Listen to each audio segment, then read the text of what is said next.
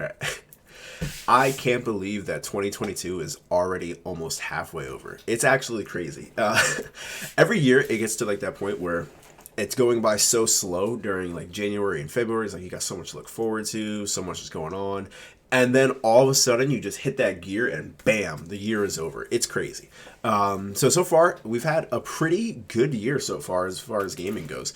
I was actually like looking at a list because I wanted to make this video talking about my favorite games and what I'm really looking forward to. And I was shocked at how many, things came out over the last couple of months. It actually kind of, went past my expectations, and I was shocked because I felt like I hadn't played that much, but yeah, there was just a lot that came out. So today's video, we're going to be going over my 5 favorite games that have released so far. I other not just playing wise, but as far as like as well as a content consumer myself, I love watching YouTube. I love watching people play games. It's just fun. And that's one of the reasons why I do this, because I also want to share that joy. So let's go ahead and get started with the list. We start off with number 5. We've got the Stanley Parable. This game was so crazy. I know this is, I think the Ultra Deluxe is what it was officially called, and I had never heard of it before. It was just so freaking unique to me, even though there's previous versions. I had no idea what to expect. I fell in love. I watched for about like 5 hours, different people. It's so cool. I just can't believe that people are so creative and the way that they can create games like this that have so many different outcomes.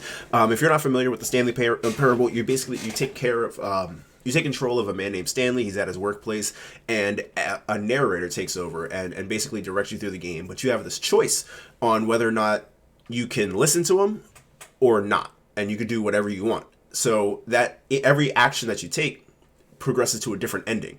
And there's so many different possibilities of what you can see, and I just thought that was really, really cool. I love games that are like interactive like that and don't really hold your hand so much. Like, I know he was telling you what to do, but again, it leaves the possibilities for you to really create your own story, basically. And I thought that was really, really awesome.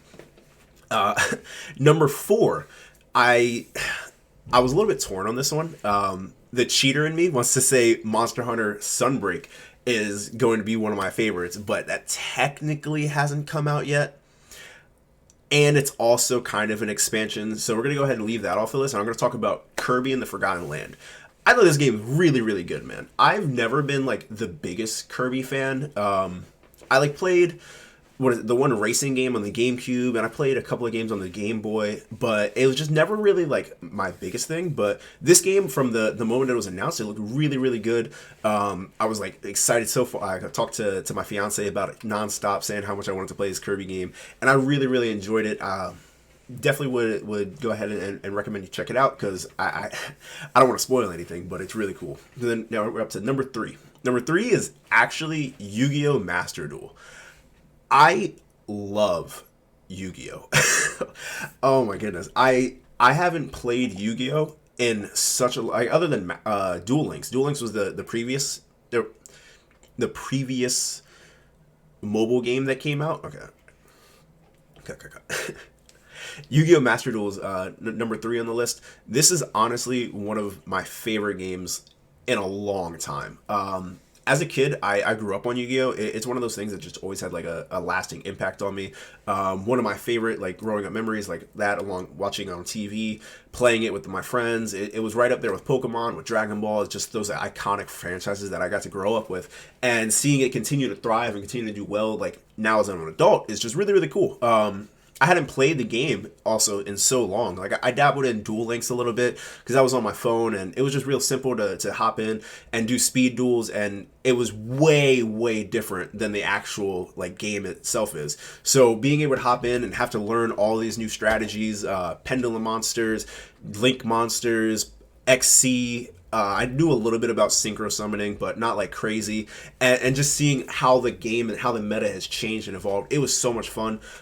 If you've ever been interested in Yu-Gi-Oh, I definitely recommend checking out Master Duel. It's a free game, which is, always the the number one on my list of options, right? Like, if it's free, it's me. I always think there's no reason not to try it, because if you don't like it, then all you did was, spend a little bit of time, and what's that? But yeah, I would definitely recommend Yu-Gi-Oh! Master Duel. It's so freaking fun. I released a couple videos of it on my channel, and I don't know, I just love it. It's really good. I love watching other people play it as well. That's another one of those that, like, a lot of the content creators that I watch play Yu-Gi-Oh, and it makes me happy because, again, I love being able to partake in that and learn new strategies and just kind of like grow with it. I don't know. Next up, we got number 2 on the list, and this, I'm a little bit nervous to say this one because I think it's going to be a lot of people's number 1, right? My second favorite game that is released so far is Elden Ring. Elden Ring is amazing, and that's coming from me. I'm personally, I've never gotten into the Souls genre of games. I hate it.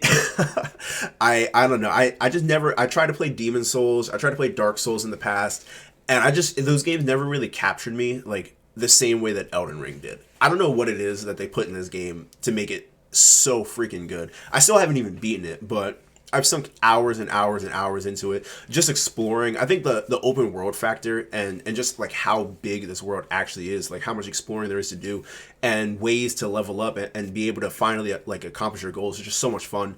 Again, like I know I've never really been a Souls person before. I guess I actually kind of like Sekiro. Still got to go back and beat that one too, but I don't know. It was just different to me. Like it was just so freaking unique and so fun. Just trying out different builds, just constantly running around and looking for different bosses that I could take on. And then even the bosses that were difficult, just being able to grind through it, just something kept pushing me forward. And then finally being able to overcome that challenge that took you, multiple weekends to go and defeat. It was just a beyond amazing experience. I absolutely loved it.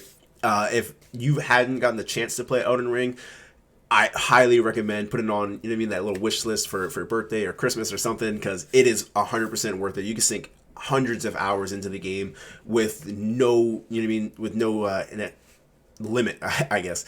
And then even when you beat it, you have different builds that you can play. So like if it has that replayability, in my opinion, like there's mods that you could play if you're on PC. Like there's just so much to do in the game. It's absolutely amazing.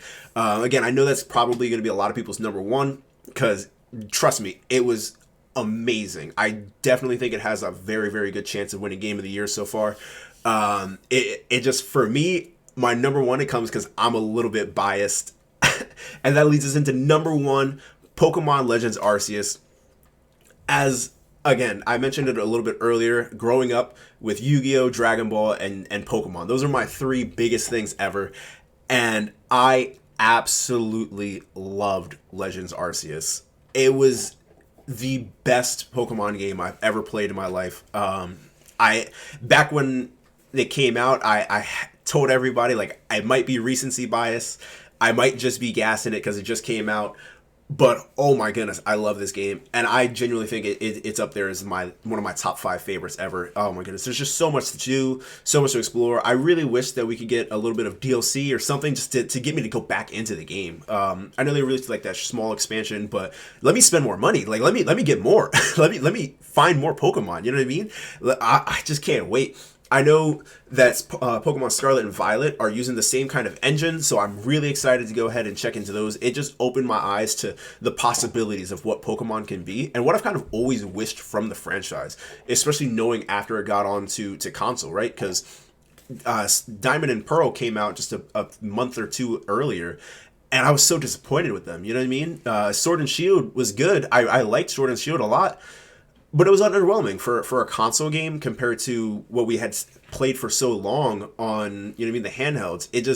It felt like there was a lack of potential used, and Arceus just captured on all of that and knocked it out the park. The game is so much fun.